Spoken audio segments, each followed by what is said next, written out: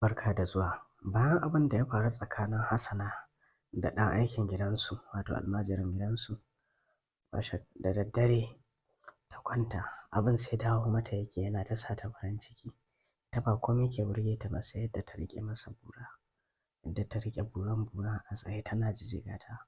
Hakan yake ta burge ta. Ta ji ina ma a ce da daddaren nan suna tare. To iyayenta irin mutanen nan ne da basu damu da abin da yake faruwa a cikin gidansu ba. Kawai kowa ta kansa yake, sun dawo aiki a gajiye, ba wani wanda yake duba me yake faruwa. To a wannan lokacin kuma kamar yadda na gaya muku a baya, mahaifin baya gari, mahaifiyar ce kawai ta dawo kuma ba ta son hayaniya, ta kulle kanta a ɗaki, ba ta shiga sabgar yaran gida. Haka Hassana ta fito, durinta na damunta a cikin wannan daren tana zagaye. An rufe gida, tana so ta buɗe gida amma bata san yadda za ta yi ba saboda ta ji a ranta lallai cikin daren nan ma dole sai Murtala ya ƙara cin durin nan nata. Haka abin da ya gagara ta dawo ɗaki, ta kwanta ta yi tsirara. Ta kwanta ta yi tsirara ta sa hannu ɗaya ta tada durin nata, ɗayan yatsan kuma ta yi ta wasa da shi a bakin durin nata. Haka ta yi har sai da ta kawo. Bayan ta kawo ne sannan ta rufe ƙafafunta kuma ta koma tana ta murza kan nononta. Saboda ita kawowa ɗaya baya isanta. Haka ta yi ta murza kan nononta. Can sha'awar ta ƙara motsawa kuma ta ƙara saka yatsanta tana wasa da ɗan tsakanta. Sai wasa take tana murza kan nonon nata. Sai da ta sake kawowa a karo na biyu. Sannan ne fa bacci ya ɗauke ta, haka ta kwana tsirara. Da sassafe kuwa irin wannan cajin na balaga na safiya shi ma ya ƙara tashinta. Ta ji kamar ta yi ihu. Haka ta tashi tsaye tana ta zagaye a cikin ɗakin nata tana neman me za ta sa a cikin durin nata ta ƙwaƙule shi ko za ta kawo. Ita ba ta son sa yatsanta saboda yatsanta sun mata ƙanana a cikin durin. Tana neman wani abu ne mai girma. Ba ta samu komai ba, haka ta haƙura. Ta sake kwanciya ta kasa komawa bacci kuma sha'awar ta ƙi tafiya. Haka ta zauna ta yi ta tunane-tunane. Ta yi tunano yadda ta taɓa ma wancan bura, ta tunano yadda ta taɓa ma wancan bura. Amma babu abin da ya maƙale mata a zuciyarta da tunaninta kamar burin Murtala, yadda ta ji ta gabcejiya, ga ƙarfi ga girma. Duk sanda ta tuna burinsa sai ta ji durinta ya fara kawo ruwa yana ɗiga. Haka ta sa hannu ta sake shafa durin nata. Ta yi ajiyar zuciya ta ce wayyo Murtala, da a ce kai wani mutumin kirki ne kawai sai in ganka ka buɗe ƙofa ka shigo kawai ka kama ni da ƙarfi. Ka so kamun bura kana ci na ina jin daɗi. Haka dai ta kasance a wannan yanayin ta rasa yadda za ta yi. Ai ko gari na wayewa bata ma jira ta karya ba.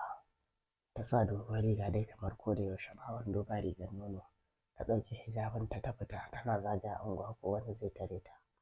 Can ta haɗu da wata ƙawarta ta ce mata ke shege ina zaki neman maza kike yi ko? Ta ce ina ruwanki ba ko me nake nema. To dama sun riga sun santa ita ba ta da aiki sai ganin batsa.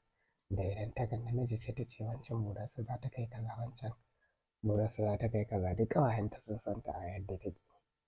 To shi yasa da suka haɗu da ita soyawarsu take tambayanta ko neman maza zaki? Ta ce neman maza za ni ina ruwanki. Tana zuwa wani wuri ko ta tsaya kan kwana.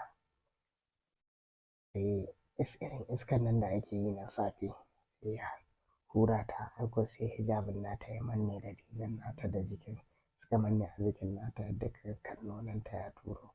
Ga durinta na alamun ko wando babu ga kuma gashi a gurin. Kawai ana haka sai ga wani ana ce mishi Abdul. Abdul shi ma shaidani ne dai kamar ita. Yana ganin ta sai ya zo ya tsaya. Sai ya ce ‘yar uwa ya ake ciki ne? Kwana biyu bana ganin ki na kika shige ne. Sai ta yi dariya ta ce ina gidanmu mana. Ko kana nema na ne? Ka taɓa zuwa gidanmu nema na ne aka ce maka bana nan? Ya ce ban taɓa zuwa ba. Yanzu ina za ki je? Mu je raka ki mana. Ta ce ni ba inda za ni. Kawai ina wani abu ne na akwai abin da nake jira. Ya ce to in tsaya mu jira tare. Ta ce to ya zo kusa da ita ya tsaya ya ƙura mata ido. Ta ce me kake ta kallo na haka sai ka ƙura min ido sai ka ce ka ajiye wani abu. Sai ya ce wallahi wani abu nake gani. Ta ce to me ka gani gaya mun? Sai ya ce in gaya miki? Ta ce ba ni na ce ka gaya min ma. Ya ce wallahi yarinyar nan zaki daɗi. Ta ce zan yi daɗi kamar ya. Ni nama ce da za ka ce zan yi daɗi. Sai ya ce nuna miki wani abu, ta ce eh. Kawai sai ya kamo kan nononta ya ce wannan abu menene sunansa da yarenku. Sai ta buge hannunsa ta ce ni yare na Hausa ne kuma me sunan shi, kai baka san sunan shi ba ne. Sai ya ce ni ban san sunan shi ba. Ya ƙara waigawa bai ga kowa ba, ya ƙara miƙa hannu ya ƙara kamo ɗaya kan nonon nata. Sai ta buge mishi hannu ta ce bari mana, ba ka ganin wannan hanya ne. Sai ya riƙo hannunta sai ya ce zo ki je. Suka shiga wani lungu. Suna shiga lungun kuwa ya rungume ta ya fara shashafa ta. Sai shashafa ta yake yi yana ci gaba da ƙoƙarin sakala hannunsa cikin riganta to amma babu hanya saboda doguwar riga ce, ba zai iya sa hannunsa ba sai ya kwashe rigar nata gaba ɗaya har sama. Haka dai ya haƙura ya ƙyale ta. Ta kuma bata nuna ɓacin rai ba kuma babu farin ciki a fuskarta. Sai ya ce mata kin san wani abu ne? Ta ce masa a'a. Sai ya ce zo mu je. Ta ce ina za mu je? Ya ce zo mu je gidanmu.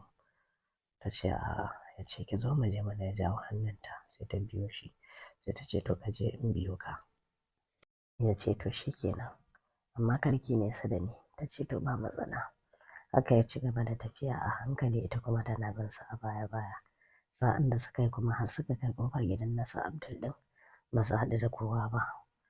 Ana zuwa kawai ya buɗe ɗakinsa sai ya ce mata ta zo, da ta waiga ta ga babu kowa da saurinta ta ƙarasa wurin.